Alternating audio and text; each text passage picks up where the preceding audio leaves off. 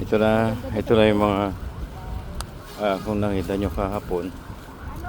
Ayan, napakarami hanggang doon. So katuwang namin ng MMDA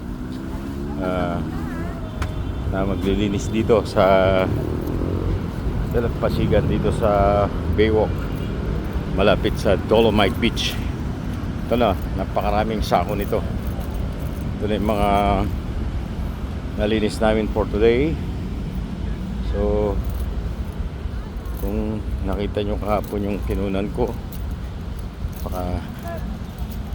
pakarami. So ito tuloy-tuloy lang yung aming pagkuha ng mga basura with the DPS and MMDA. Ayan. So yan, tuloy-tuloy lang, napakarami. Kaya yung mga kababayan natin, another day, another morning, please wag na magtapon ng basura.